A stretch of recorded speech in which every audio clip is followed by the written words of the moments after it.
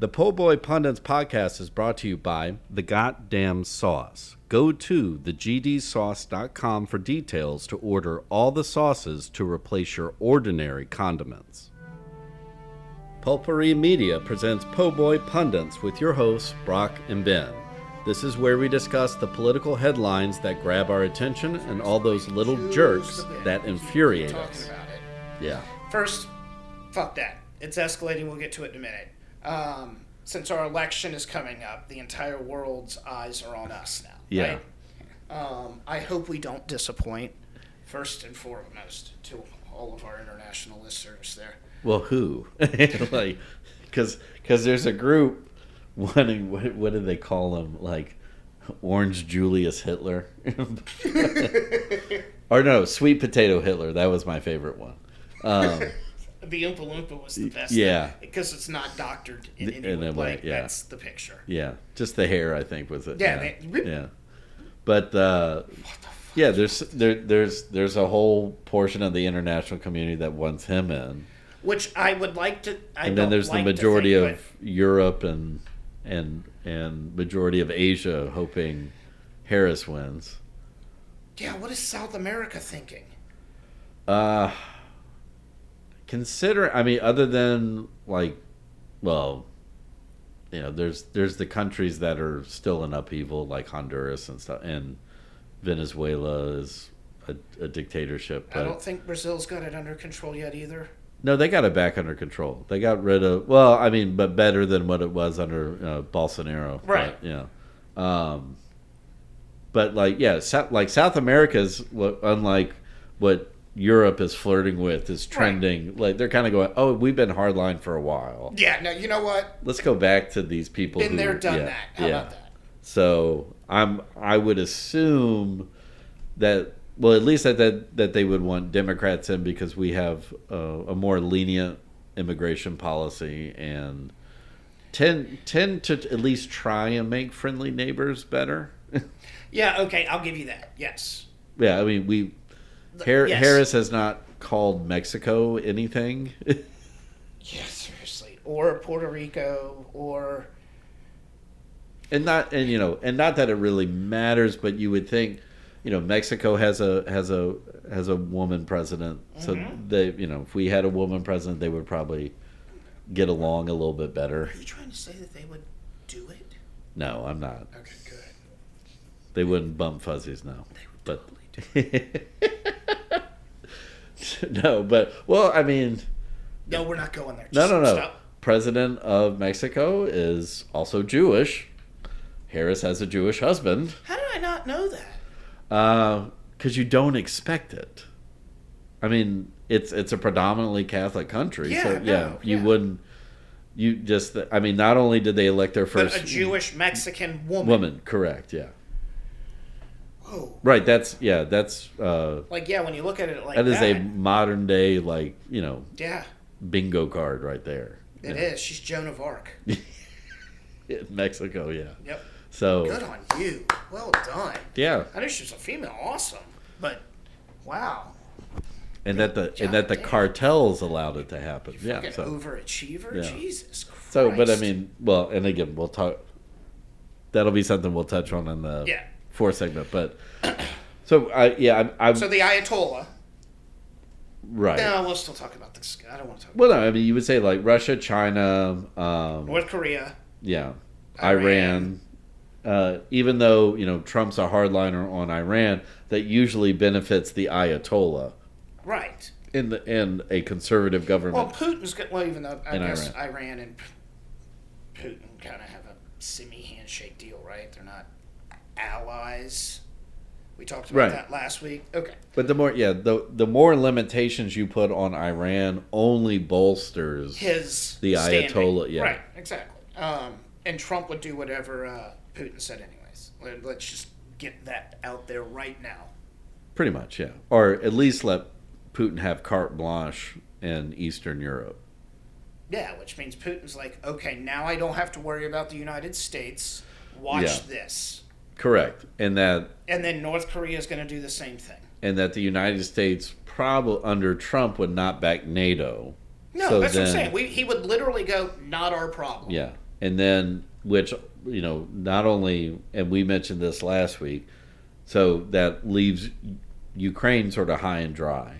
Right. And then that also exposes the Baltic nations because again, I mean, you just have to hope that Germany, Poland, France and Great Britain can muster up enough to come to them, so that he doesn't reconstitute the Soviet empire, which is what he's trying to do. Yeah, that's exactly what he's trying to do. Yeah. And then once he gets there, depending on it, once he gets there, there's no stopping him at that point, unless the United States were to step in. Correct, yeah. And then on the flip side, everybody else is hoping that Harris gets elected. Yeah. Because then, at least we can start making friends with those fucking people that Biden's been trying to do for 4 years or 3 years. Yeah. Well, what this would do is, frankly speaking, unless she fucks up royally in her first 4 years, you could be looking at 12 years of a consistent foreign policy. Yeah, with Biden, and then is always good for the world. Yeah. And that that's one of the problems with democracy, or with representative democracies, is that like every 4 or 5 years a country's foreign policy can change like that. Just like that, exactly. So, but the fact that that's the majority of nations now is shit's got to evolve then. Yeah. Well, and that's where you get into other European countries. That's why you usually have the elected body, prime ministers are the ones who direct that. So then at least, as long as that party's in power, you're going to have consistent policy, versus putting everything on one person. Right. So, but I need a prime minister in my life. Yeah, but then again, Great Britain's going through that now, so they just completely switched, and so now it's up to Keir Starmer and his Secretary of State to reset. I love politics. Yeah, Great Britain's foreign policy. I'm not going to say but they've been doing it for hundreds and hundreds Correct, and hundreds and hundreds of years. Yeah, they're for better, no, for worse. Yeah, for worse, but at least they are. That's what experienced. Yeah, that's why they. There's the. If you look at it from the British imperial perspective, right. It's like, oh no, they. It's the complete failure of the empire. But you look at it from more of a modern nation of going that, why not let somebody else take on all that? Right, and keep coming back to the table going like, oh, well, by the way, we've done this for thousands of years. Right. Yeah. Thousands. We're fucking babies still. Yeah. So much so that we can have a bully toddler wander into the room and disrupt shit for a decade. And they're all like, don't worry about it. Right. And hope to God by this time next week we are this much closer to making him go away, and then hopefully everything else will stabilize. Going back to Iran, that. Yeah, because I was going to go to Gaza too, and that seems to be a tipping point voting in the United States as well. But first Iran was. Under Obama's foreign policy with Iran, because they were easing restrictions, they were doing, allowing them at least to do nuclear power, right, and doing all that. All of a sudden, you started seeing some societal changes. Women were gaining more and more power, and now it's back to where it was. Correct. Yeah. So, if anybody's like, "Well, it doesn't mean anything," that's what that can fucking mean. You could draw a line. Yeah, and then A to B. Who knows? Again, she hasn't been in a position where she can dictate to, I don't want to say dictate to Israel, because I don't think Israel's 100% behind Netanyahu. They're just fucking stuck with him. No, that's exactly what it is. And I am, the more it goes on, and the more he's just like, oh, look over here, watch, I'm just, he's out there, he is just doing his thing.